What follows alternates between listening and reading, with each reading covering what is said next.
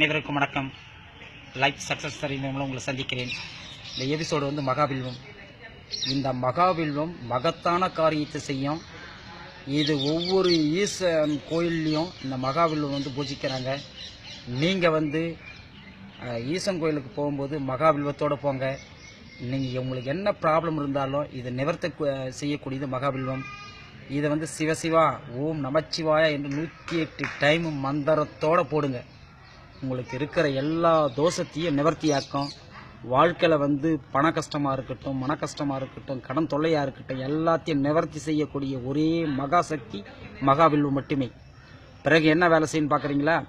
இந்த மகாபில்வம் தாங்க உங்கள் உடலில் இருக்கிற அனைத்து வியாதியும் வந்து போக்கக்கூடியதுங்க. வைரஸ் வந்து உங்கள் உடலில் இருக்கிற வைரஸை வந்து கிளியர் பண்ணுற ஒரே மருத்துவம் மகாபில்வம் மட்டும்தான்.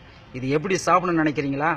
காலையில் எழுந்த உடனே வெறும் வயிற்றில் ஒரு புடி தழையிடுங்க, கரகரன்னு மெல்லுங்க, முழுங்குங்க, ஒரு டம்ளர் தண்ணி குடிங்க.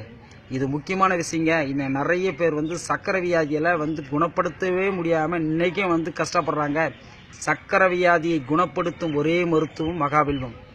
1008 நோயை குணப்படுத்தும் மருத்துவம் ஒரே மகாபில்வம்.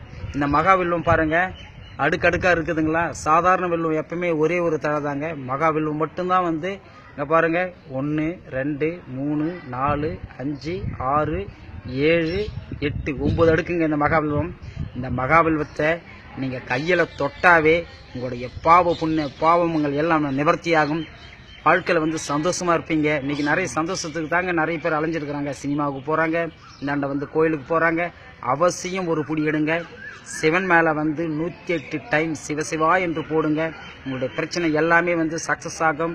தயவு செய்து இந்த வீடியோவை பார்த்து நீங்கள் மட்டுமே வந்து யூஸ் பண்ணின்னு இருக்காதீங்க.